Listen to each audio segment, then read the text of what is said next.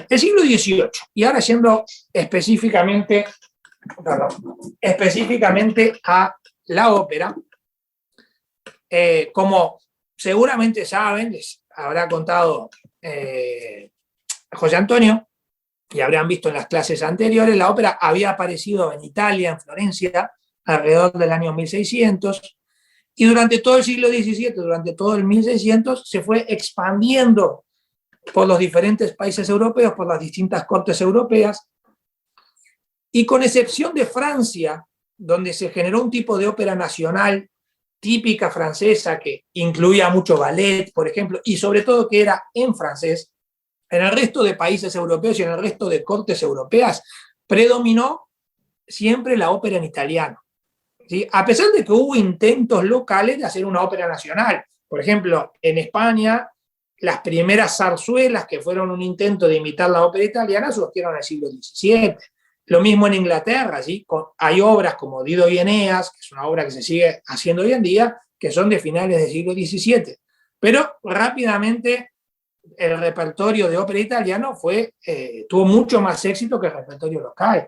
¿Sí? Lo mismo en Alemania, las primeras óperas en alemán, la primera ópera en alemán es de 1627, pero bueno, Alemania en una situación particular, porque en el siglo XVII fue la guerra de los 30 años que destruyó el país y entonces tampoco había mucho dinero para dedicarla a la cultura. En Viena, que es donde vivió Mozart, desde el principio fue la ópera italiana la que dominó. Y ahí no hubo ningún intento de ningún tipo por hacer una ópera local.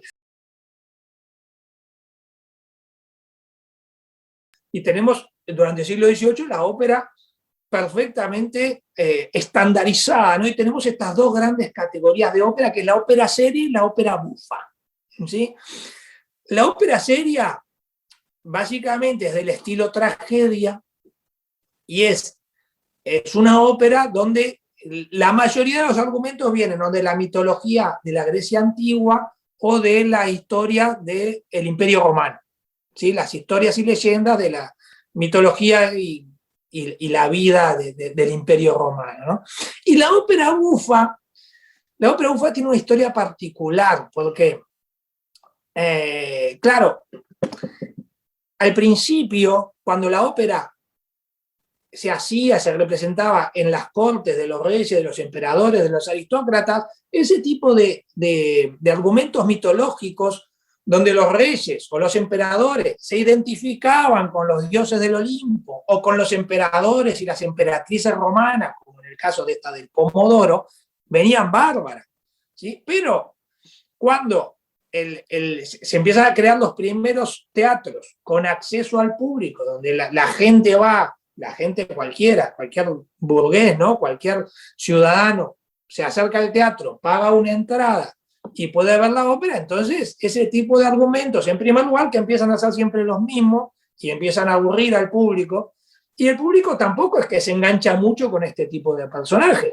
¿sí? Entonces el público, pues, público menos culto, bueno, no nos olvidemos que en la Europa del siglo XVII también la aristocracia y la nobleza son los agentes culturales, o sea, la gente más culta son las personas de la nobleza, ¿no? Porque eran los que tenían acceso a formación y los que tenían acceso a educación. Entonces, muchas veces a un público, ponerle de comerciantes o de artesanos o de soldados, les hablabas de historia del Imperio Romano y tampoco es que tenían mucha idea. O sea, sí, capaz que conocían, pero bueno, ellos se sentían más identificados con los personajes más cercanos al pueblo, ¿no? Y entonces, en Italia existía la famosa comedia del arte con todos esos tipos de personajes estereotípicos, ¿no?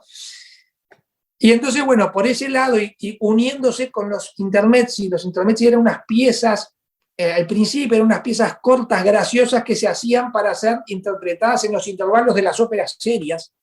Y las óperas serias podían durar de repente 4 o 5 horas, ¿no? Y entonces se hacía un acto, después había una pausa de 40 minutos, 45 minutos, después otro acto, después había otra pausa de 40 a 45 minutos, y después venía el tercer acto, y ahí se acababa la ópera. Entonces en esas pausas se solían poner otras obras más pequeñas que justamente llamaban intermezzi. En italiano significa intermedio, porque eran las obras que llenaban esas pausas, ¿no? Y como normalmente había dos pausas, entonces había dos intermedios, que al principio solían ser obras independientes, pero con el tiempo se generó la costumbre de que fueran obras que estaban relacionadas entre ellas. Y es como es la Serva Padrona, por ejemplo, de Pergolesi. Esa costumbre de que los intermezzi sean dos, porque son tres actos, va a generar a la larga que la ópera bufa se escriba en dos actos.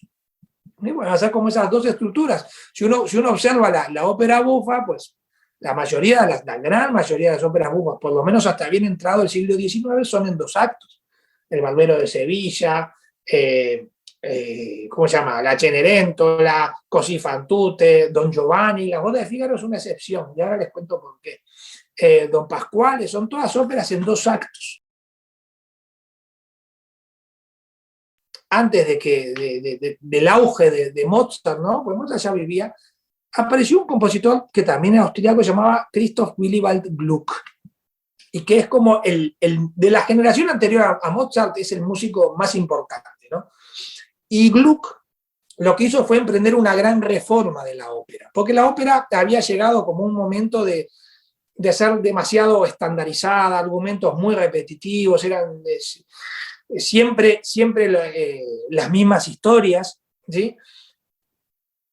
La ópera se había vuelto muy un espectáculo de cantantes, donde era mucho más importante el cantante, el intérprete, que la historia en sí misma, que el argumento, ¿no? Y entonces, claro, Gluck dijo, no, esto no está bueno. Entonces, ellos intentaron darle una vuelta de tuerca, de alguna manera volver a los orígenes, volver a darle importancia al argumento dramático, utilizar la orquesta, por ejemplo, para describir lo que pasa arriba del escenario, y no utilizar la orquesta simplemente como un mero acompañamiento de los cantantes. Tenía su justificación que la ópera fuera así en esa época, porque ustedes, vamos a hacer el ejercicio de ir al siglo XVIII con nuestra imaginación. Si el siglo XVIII es un siglo donde, si nosotros queremos hacer vida social, ¿qué opciones tenemos? Porque, a ver, tele no hay, internet no hay, no se juega al fútbol, no se juega al tenis, no hay club social y deportivo. Entonces, la vida en sociedad de la gente era ir al teatro. El teatro era el lugar de reunión social, ¿sí? Y entonces, la vida, o sea, el teatro, la temporada de teatro está organizada no como hoy en día, que hay función tal noche, tal otra noche, tal otra noche. No, ahí el teatro estaba abierto todas las noches. Y era por temporada, la temporada de carnaval, la temporada de verano, la temporada de Navidad, etcétera, etcétera, etcétera. Y en cada temporada, que podían durar 3, 4, 6 semanas, según el lugar, según dónde, se hacían una serie de 2, 3, 4 óperas. ¿Sí? Entonces vos ibas al teatro un día a pasar la noche y te encontrabas con que pasaban una ópera, la que fuera. Julio César de Händel, por ejemplo. Bien, ibas al otro día al teatro, porque vos ibas al teatro a hacer sociales, no ibas a ver la ópera. Y también pasaban Julio César de Händel. Ibas el tercer día y pasaban lo mismo, y después de ir 4 o 5 veces ya te conocías la ópera de memoria. Entonces no estabas mirando la ópera. De hecho, si ustedes vieron cómo es un teatro de ópera, ¿no? Que tiene la típica forma de herradura, que se llama. ¿Sí? Que está el escenario acá y después el público tiene esta forma. ¿Sí? ¿Por qué tiene esa forma un teatro de ópera? Pues la razón es muy sencilla, porque en esa época lo importante no era ver lo que estaba pasando en el escenario, lo importante era que se pudieran ver entre ellos las personas que estaban entre el público. Porque ahí lo interesante era el chusmerío social, enterarse quién estaba con quién, porque, claro, un teatro moderno es distinto de cómo era antes. Antes eran puro palco. Todos los teatros eran palcos. Los palcos son como pequeñas habitaciones que además tenían su cortinita. Si uno quería hacer una reunión de negocio, pues cerraba su cortinita y ahí hablaba tranquilo de lo que quisiera. Podías cenar, podías comer, podías jugar a las cartas, lo que quieras. Eso era como como si fuera una habitación tuya dentro del teatro.